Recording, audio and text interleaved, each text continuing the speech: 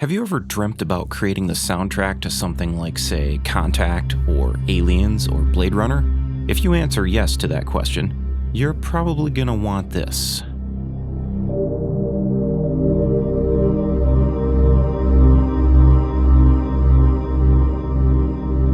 When I first started looking seriously at purchasing VSTs a number of years ago, Contact was one of the instruments that always came up as a big contender. This is because one of the biggest selling points for Contact is the immense library of third-party instruments you can buy. There are hundreds of these companies, and a fair number of them literally have dozens and dozens of instruments in their rosters. While there are a number of instruments that were a big draw for me when I first bought Contact, one smaller company with only 2 VSTs stood out, and that was Luftrum with Bioscape and Lunaris. Last year, I bought Bioscape during the spring sale on a flip of a coin, and I wasn't disappointed. It's a pretty cool instrument, although I don't use it as much as I would like. This year, I waited for the spring sale again and picked up Luftrum's pad powerhouse, Lunaris 2.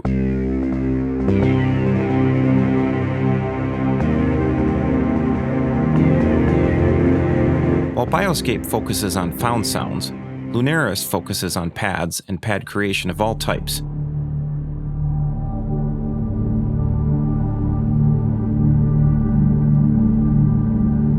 But it excels at the cinematic variety.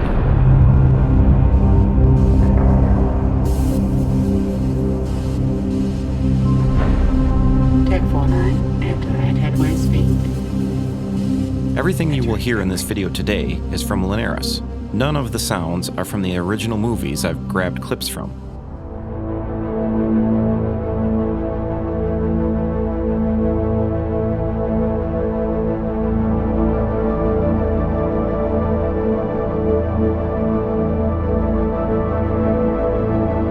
But you might not notice because Lunaris just sounds so good. And not only does it sound good, it's really easy to come up with new presets. In fact, everything you've heard so far has been a custom Contact snapshot. So let's take a closer look at Lunaris 2 and do a thorough review. The overall look of Lunaris is stellar. The space/sci-fi feel with the blue LEDs is fantastic. It's kind of like it's taunting you to make a multi-million-dollar movie soundtrack. Ease of use is also good. It's mostly one button per function, with the exception of the layer ADSR and filter controls. The only thing that I needed the manual for was to figure out how to use the record feature on the mod motion, FX motion, and orbit sections. This isn't overly difficult, but it's not obvious at first glance what you need to do. Lunaris uses 3 layout screens, one for the sequencers and LFOs, the main page, and one for effects. This is a small inconvenience, and sometimes it does slow down workflow slightly, but it's generally not a huge deal. It's a solid interface that's easy to figure out, so I'm giving Lunaris an 18 out of 20. Lunaris ships with 530 presets and 13.7 gigs of content. That's a fair amount for the $100 to $200 VST price range category. Let's take a listen to some of the sounds created by 14 world-class sound designers.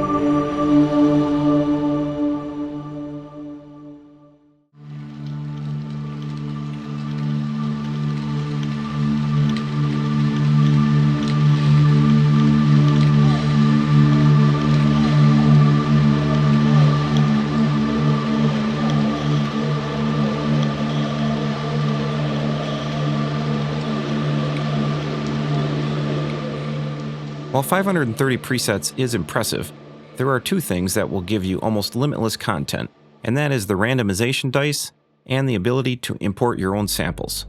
It's a huge selling point, and I think it should be a standard feature if you are trying to sell VSTs in this price range.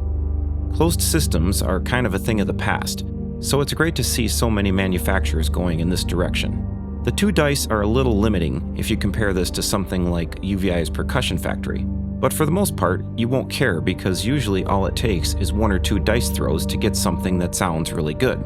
Sometimes you'll get something that's overly resonant in one area, but you can dial that out by either going to the EQ in the effects section or adjusting filters on individual layers, or just hit the filter die again.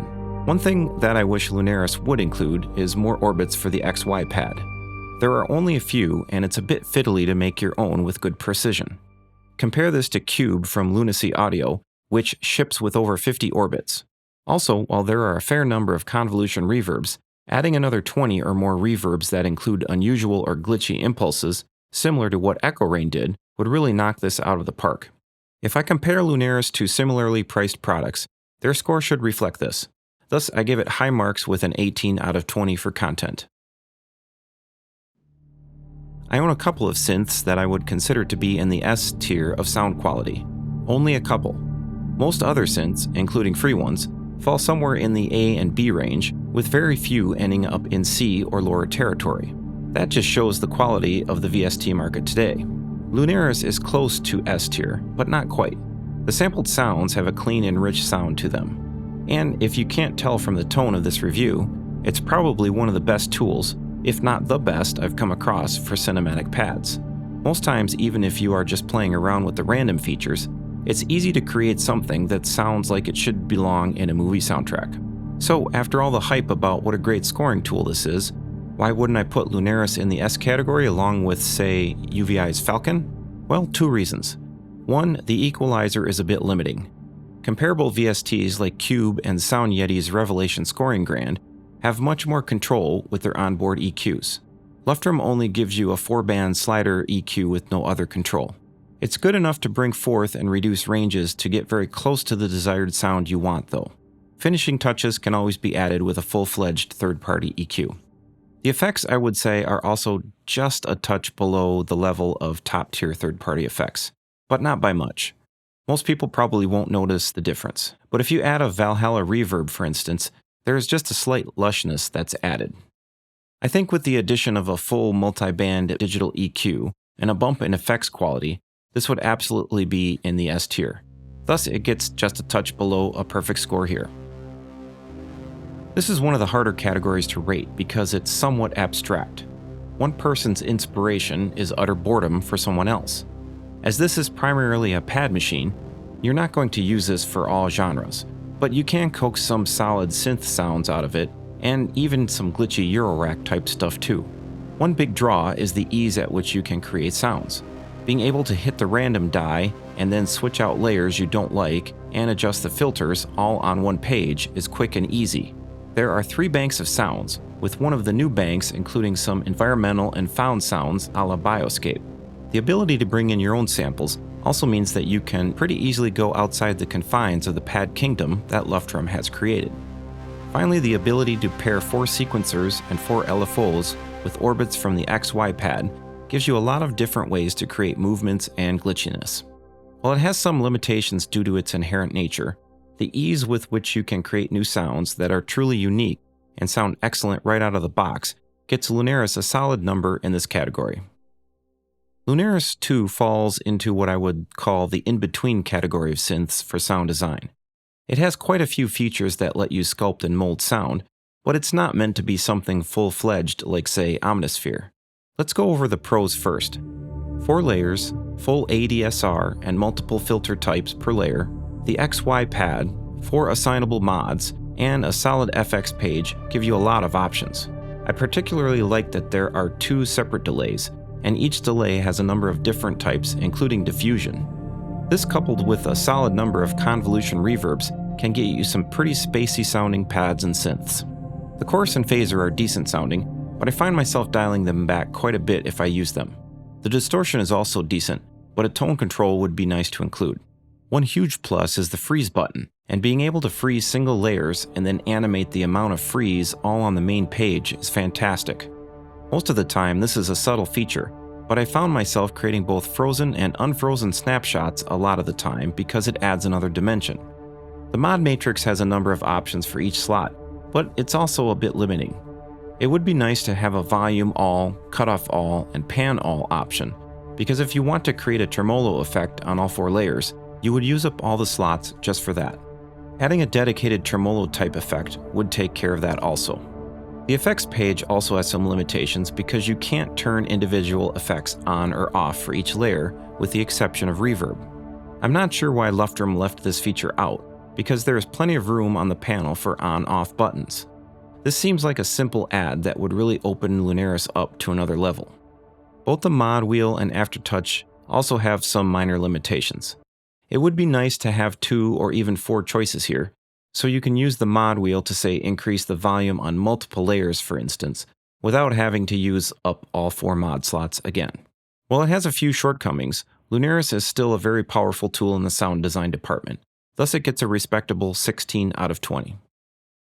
In conclusion, Lunaris is a top-notch synth, and first in class for pad creation. It really is a must-buy if you like pads or want to create cinematic or game music.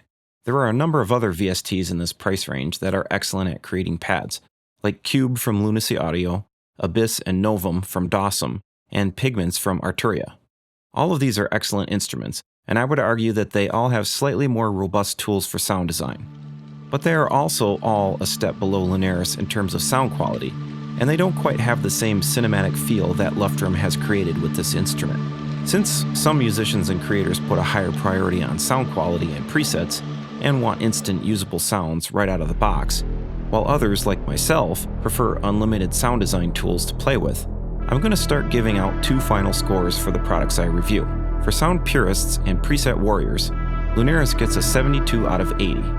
It sounds great, has a ton of presets, and the easy roll random dice will keep you occupied even if you don't want to dive deep into sound design. For sound designers and creators, Lunaris gets an 88 out of 100. There are a lot of things to love about designing pads with Lunaris, but they have left the door open a crack, and I hope that they will add some of the things I've mentioned in Lunaris 3, or potentially with product updates. If you like this content, check out my previous videos on Abyss and Novum by Dawson, as both of those products are also excellent options in this category. Be sure to hit that like and subscribe to keep up to date on our latest reviews and tips. Stick around for the end credits. Have a great day, and we will see you on the other side of the mountain. A nutless monkey can do your job. As you can see, we've had our eye on you for some time now, Mr. Anderson. This serious? You don't know. Everybody knows you never go full retard. Let me get this straight. A nutless monkey can do your job. For some time now, Mr. Anderson. Huh. What do you mean, you mean? G5. Yes.